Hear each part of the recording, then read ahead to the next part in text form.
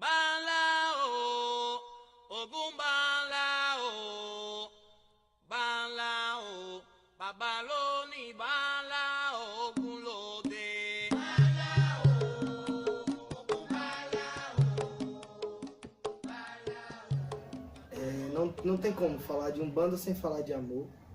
Não tem como falar de Umbanda sem falar de respeito. Não tem como falar de Umbanda sem falar de conhecimento. Porque a gente precisa agregar muito conhecimento para trabalhar na Umbanda. E, acima de tudo, comprometimento, né? Enquanto médium, você tem que se propor. Enquanto uma pessoa que precisa ter o discernimento que você vai trabalhar para ajudar o outro. Então a Umbanda ela é muito magnífica nesse aspecto. Do mesmo jeito que o Candomblé, do mesmo jeito que a Jurema. Então isso é muito forte. O Candomblé crê num Deus Criador, o Lorum, o Ludumare. Esse Deus criou o mundo, criou o universo inteiro e os orixás são emanações dessa energia criadora, individualizadas, com características próprias. Assim, grosseiramente a gente associa ao emanamento da natureza, mas não se resume a isso. São funções humanas essenciais para a vida. No catolicismo a gente vai pegar o quê? O culto aos santos, aos anjos, as práticas de sacramento. Do espírita, né? Do espírita kardecista, a gente vai ter essa noção de reencarnação, a gente vai ter as interferências de determinados mentores espirituais que trabalham dentro dos centros espíritas. Nós vamos ter também a decodificação do Livro dos Espíritos, que traz do Kardec. A evolução espiritual, essa compreensão de mediunidades, que a gente vai ter, justamente o codificador, o Kardec, ele veio com essa perspectiva, né? De pegar e dizer, nem tudo é só médio de incorporação. Tem uma série, tem uma gama de mediunidades. Vamos compreender cada uma delas, vamos entender cada coisa. Então a Umbanda também se apropria disso. Do esoterismo também se apropria. Esse é o nosso principal valor. É a vida em família, em comunidade, governada pelos orixás, através da função condutora da mãe de santo, do pai de santo. É uma religião matriarcal, que, como tudo, historicamente se abriu para essa presença masculina muito forte, porque é um traço da nossa sociedade patriarcal, mas a religião não se faz um candomblé só com homens. Você pode até fazer um candomblé só com mulheres, mas um candomblé só com homens é inconcebível. Do ponto de vista comunitário, o terreiro ele é uma unidade de função religiosa, mas também de função social muito, muito ativa. O terreiro costuma construir vínculos comunitários importantes, porque quando você não tem hospital à disposição, quando você não tem pronto-socorro à disposição, quando nem todos os males podem ser tratados com a medicação tradicional, com os conhecimentos tradicionais, as pessoas vêm a essa porta aqui. Em todos os lugares onde há um terreiro, você tem histórias e mais histórias de sofrimentos intermináveis em hospitais, em lugares onde tradicionalmente se busca solução e que acabam se resolvendo com essa dádiva da energia dos orixás, com a responsabilidade é muito grande. Nós temos que ter consciência de que nós estamos lidando com um problema alheio, né? Nós temos que ter conduta, nós temos que ter respeito. Acima de tudo, a gente tem que compreender o que é amor. Porque auxiliar o outro não é só estender a mão. Auxiliar o outro é você se entregar, você se envolver e assumir a causa e dizer, vamos junto. Eu tenho meu processo mediúnico, juntamente com o meu mentor, a gente vai tentar da melhor forma possível te auxiliar. A gente até precisa pontuar, o candomblé é uma religião brasileira. Na África, as divindades são cultuadas por todo um coletivo. Então, um grupo cultua um único orixá. A Aqui no Candomblé nós temos, numa mesma casa, a reunião de culto a vários orixás. Essa configuração é brasileira. E o Candomblé ele tem essa função de que ela é uma religião que contempla o orixá. É uma religião de contemplação ao orixá. Todo o trabalho do Candomblé é voltado para o orixá. A sua vida, toda a sua trajetória espiritual é voltado para o orixá. Entende? Então, todos os seus trabalhos, todas as suas coisas vão ser voltadas para o orixá. Há algumas entidades que as casas de santo, né, que tem o herê, tem o boiadeiro, o catiço, é do santo. Ele vem na vibração e na irradiação do santo. Para você ver como essa relação filho de santo com o orixá é muito forte. Tudo o que é seu, enquanto espiritualidade, é coordenado e direcionado pelo orixá. A Umbanda é diferente. Tudo o que é seu, todo o seu processo espiritual, todos os seus mentores, vem por conta da vibração e coordenado pelo caboclo. Tá? O orixá, ele na Umbanda, nós trabalhamos com o orixá na perspectiva de que esse ser, essa entidade espiritual suprema, que é o orixá, ele traz a vibração da falange. Tá? É diferente. Nós trabalhamos com a vibração daquele orixá e não com o orixá diretamente. Na Umbanda não se incorpora o orixá. Na Umbanda se incorpora caboclo, preto velho, outros mentores espirituais. Só que todos sofrem a vibração do orixá. O processo de sincretismo ele é interessante compreender porque, na verdade, foi o primeiro processo de mostrar que estamos sofrendo preconceito. Mas nós não vamos deixar de fazer nossas atividades. Nós vamos adaptá-la. Resistência, né? É uma resistência. Entendeu? Foi o primeiro processo de resistência. Então, quando os senhores de engenho chegavam nas senzalas, que viam os negros dançando, tocando seus tambores, mas quando olhava para os altares, que via a imagem dos santos católicos, então eles se sentiam superiores nesse aspecto. Não, estão fazendo os rituais, os trabalhos dele, mas os nossos santos estão ali. Nós já impomos isso e está acontecendo. Então não tinha como, né, tirar. E foi uma tacada de mestre para que pudesse sobreviver. Porque caso isso não tivesse, era parado o trabalho ali, eram os capangas chegavam lá e atrapalhavam tudo, como fizeram muitos. Né? Como fizeram com muitos trabalhos. Então esse sincretismo ele vem nessa perspectiva, para que possa se manter vivo e aconteça. Né? Só que isso é muito massacrante. Imagine você fazer uma coisa onde você é sua raiz, e você não poder fazer porque você está sendo oprimido, e você ter que modificar por conta do outro para que você possa fazer. Claro, o nosso empoderamento encontrou várias estratégias. Uma delas, sem dúvida, essa afirmação da positividade da nossa religião. As pessoas deixaram de se esconder, porque elas eram obrigadas a se esconder. Eram perseguidas pela polícia, eram presas, os terreiros eram invadidos, as pessoas eram feridas em sua dignidade. E isso, com a luta do conjunto da sociedade para democratizar a nossa vida em sociedade, favoreceu o candomblé. Mas teve o apoio também dos candomblecistas. Muita gente do terreiro estava na luta contra a ditadura, muita gente do terreiro estava na luta pela redemocratização do país. Nas universidades,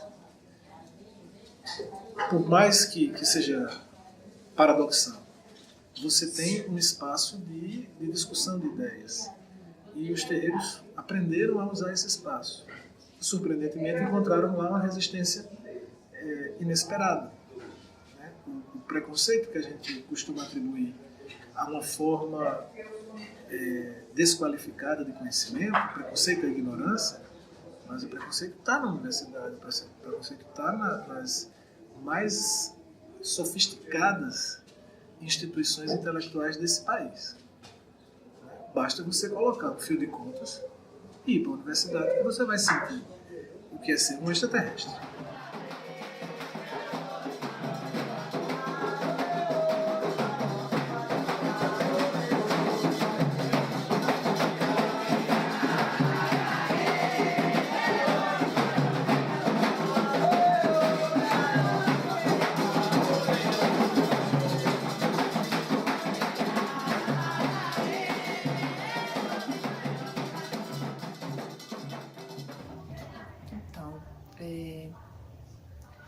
A Umbanda em si, né, ela traz consigo mesmo muito preconceito.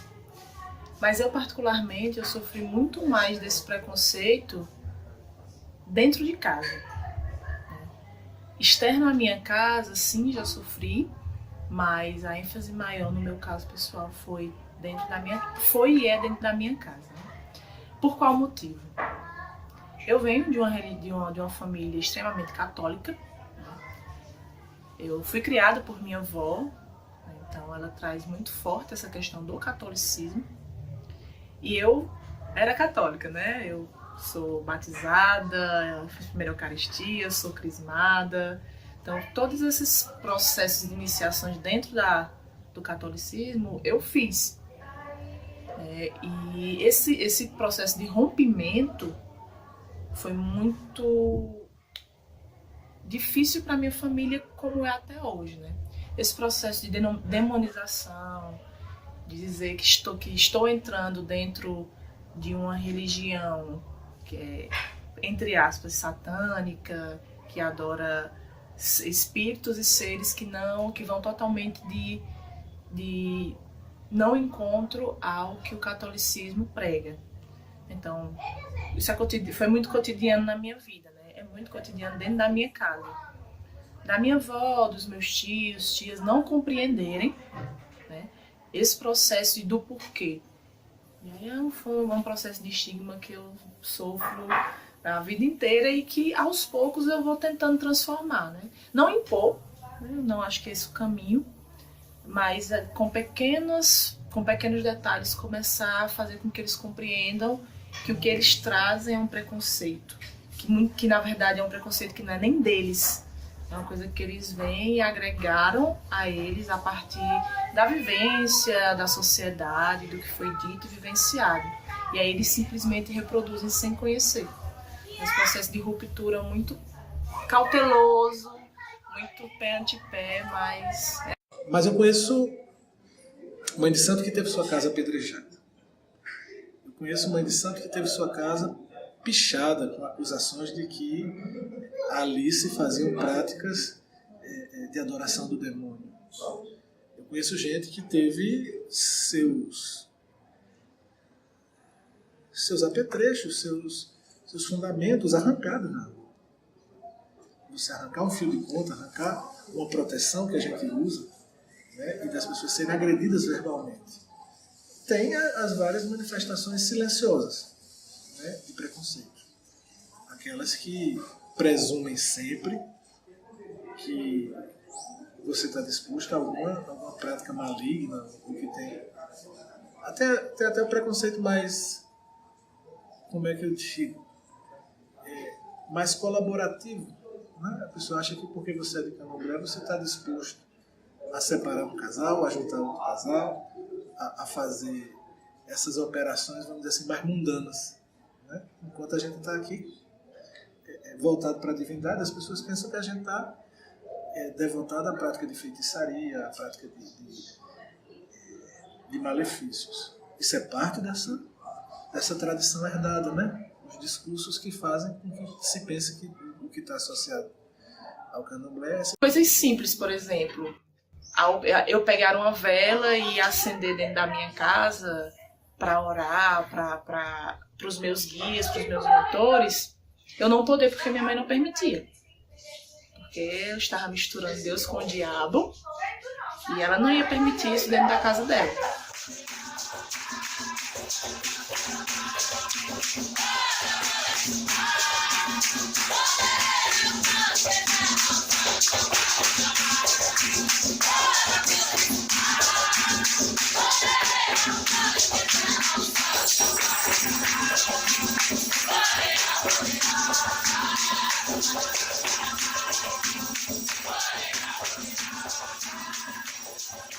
Nós estamos no processo da caminhada, né?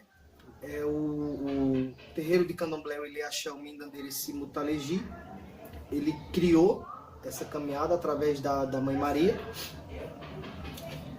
E essa caminhada tem essa perspectiva de combater o preconceito e bater de frente com a sociedade de uma forma não ofensiva, mas sim dizendo que a gente precisa, que a gente não quer que você nos aceite, que a gente não quer que você nos engula.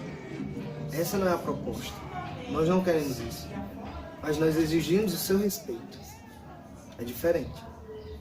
Por que respeito? Porque respeito é ético, porque respeito é legítimo, até porque nós temos que ter essa prática para que a gente possa minimamente conviver socialmente falando. Então, o grande quê da caminhada é isso. É justamente o combate contra o combate à intolerância religiosa.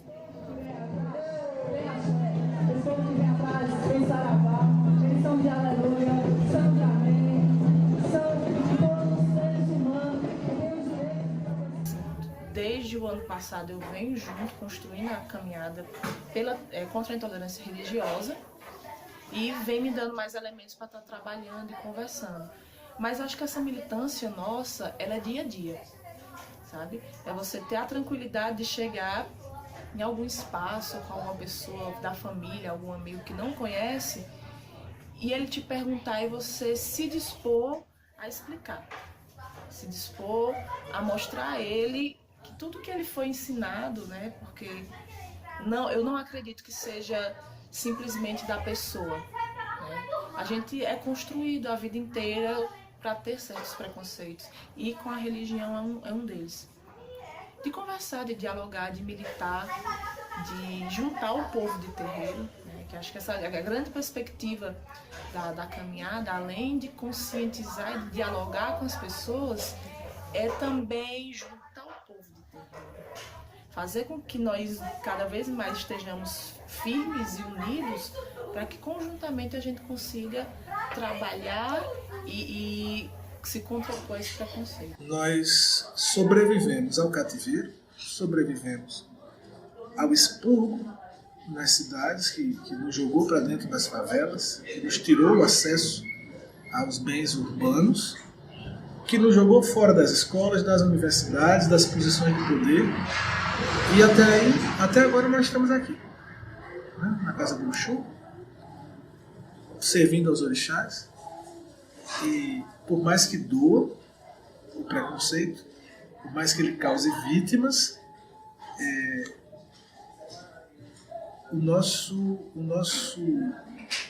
a nossa determinação é que nós temos quem cuida de nós. Nossos orixás nos protegem e nos ajudam, cobram de nós, inclusive, que nós reajamos a esse tipo de atitude. Não temos a ilusão de que Xangô vai acertar as contas por mim, não. Ele até acerta, que ele é o orixá da justiça. Mas Xangô quer que eu seja instrumento da justiça, quer que eu denuncie a intolerância, quer que eu denuncie o preconceito, quer que eu reaja, né, formando dentro dessa casa cidadãos também, que possam espalhar isso.